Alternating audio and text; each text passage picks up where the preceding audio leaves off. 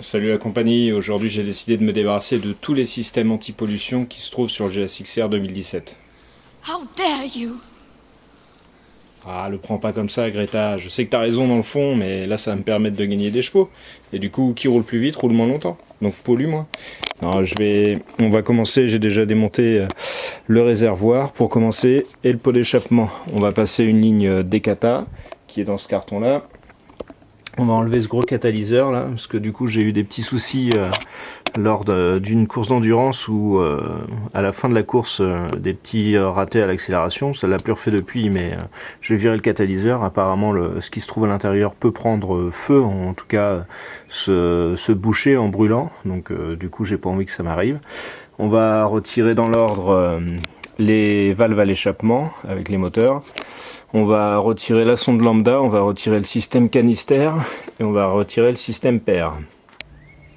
Alors il faut savoir que pour chaque système, que ce soit la sonde lambda, les valves à l'échappement, le système pair ou canister, vous pouvez tout désactiver dans le CU.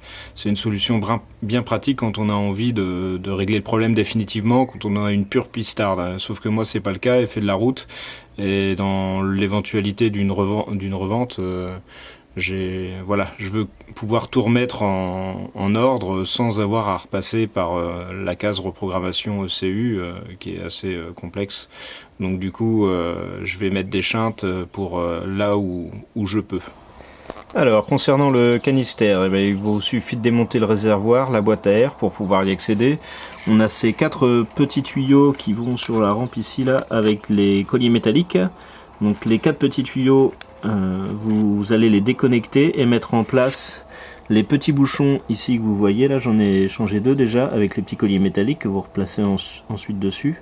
Ces 4 petits bouchons là, c'est en vente sur Pam Racing par exemple, ça coûte 6 €, donc c'est pas excessif. Bon, après ce n'est que des petits bouts de caoutchouc.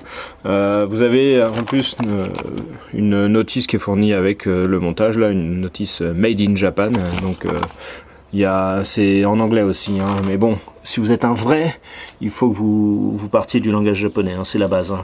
Non, je blague, mais vous pouvez, donc il n'y a rien de compliqué. Hein, vous faites cette manip là, le cerveau en fait il est ici là, vous le laissez en place, vous laissez bien, par contre tout raccorder, c'est indiqué dans la notice. Hein, vous laissez brancher ce système là pour que le CU en fait continue de penser que le canister est toujours actif, alors qu'en pratique il ne l'est plus. Donc c'est pour éviter d'avoir un voyant FI. Et avant de tout remonter, j'oubliais les petits tuyaux qui restent à l'air libre, j'ai mis de l'adhésif dessus. Ensuite on va passer au système pair. Donc le système pair, c'est simple, il y a cet élément là à enlever, ici la plaque là avec, hop, ici la plaque à boucher, une deuxième plaque ici qui se trouve là, et puis la sonde ici à remplacer, et le petit tuyau là qui va sur la boîte à air, on va le boucher avec un capuchon. Donc pour ça vous allez avoir besoin de 2 articles différents, pardon. Le shunt ici Iltech qui vaut à peu près 20 €, et le kit de suppression des plaques qui vaut lui par contre 40 € avec les 2 plaques qui vont venir boucher ce qu'on a vu là dans le moteur, et puis la visserie ainsi qu'un capuchon qui est pas ici mais que j'ai déjà mis sur la boîte à air là, en sortie. Et bien voilà, le petit système pair est retiré, on va le protéger, le mettre à l'abri, l'emballer soigneusement. Et donc on a sur la moto donc mis la petite plaque ici, la deuxième plaque ici avec la visserie, et puis le petit shunt avec un petit riselant sur une autre partie du faisceau là pour le mettre. On a gagné vachement de place, même pour ça vous fait un deuxième coffre si vous voulez mettre le pain en revenant de la boulangerie, il sera chaud à l'arrivée en plus. Alors ensuite on va s'attaquer à la suppression des valves à l'échappement. On a donc le servomoteur qui est ici avec la première valve ici et puis la deuxième ici là à la ligne. Donc pour ce faire on va encore une fois utiliser un shunt puisqu'on ne veut pas faire de suppression définitive. On va donc utiliser ce shunt fabriqué par Iltech, ça coûte 45 € et puis on va démonter tout ça, on va mettre ça en place. Alors voilà, on a enlevé le servomoteur, c'est tout simple, hein, il y a juste 2 vis à retirer, et puis la connectique qui baille là, on va la remplacer par le petit shunt hop, Iltech. Alors il y a un adhésif à retirer pour ensuite, si vous voulez le fixer, je vais laisser ça, je vais mettre ça proprement avec un rilsan. Voilà. Alors on va ensuite s'attaquer à la sonde lambda qu'on voit ici, la sonde lambda, on va la retirer. Et on va la retirer aussi électriquement. Alors électroniquement, il faut trouver dans la petite chaussette en caoutchouc qui se trouve ici, là, la connectique qui va bien. Et à la place, on va mettre ce petit shunt là qui m'a coûté 20 balles, mais finalement, je crois que c'est quelque chose qu'on peut tout à fait faire soi-même, comme celui que j'avais fait moi pour le shunt de la béquille là. Donc voilà. Alors ensuite on a donc déconnecté la sonde lambda, on va la laisser sur la ligne catalysée qu'on souhaite enlever. Donc pour dégager un peu l'espace, faut mieux retirer le radiateur, en tout cas le dégager, retirer les deux durites sur les côtés. Ça tombe bien, moi je devais le passer en eau, donc ça m'arrange. Je devais la passer en eau. Donc voilà, j'ai commencé à retirer, puis on va y aller, on va tout enlever. Alors voilà, on a dégagé la ligne catalysée avec les valves à l'échappement et puis le servomoteur là, la sonde lambda qui est ici. On a protégé la connectique avec de l'adhésif, pareil sur le servomoteur des valves.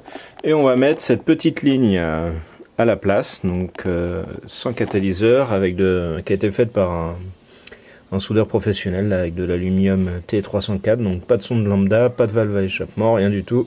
C'est sur la base quand même d'un collecteur d'origine. Alors voilà, la ligne est remontée, on va resserrer au couple les vis qui supportent le collecteur là, donc 23 Nm. Et puis voilà, il n'y a plus qu'à. Tout est installé, voilà tout ce qu'on a retiré.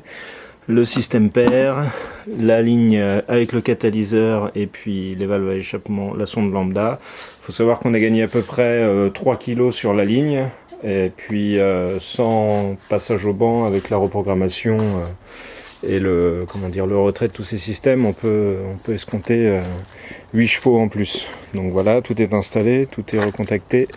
C'est maintenant l'heure de vérité. On va voir s'il y a un voyant FI ou pas. Eh ben non, c'est nickel. On va même pouvoir démarrer. Alors, si le manchon il est retiré, c'est parce que je suis en train de faire le niveau de l'eau.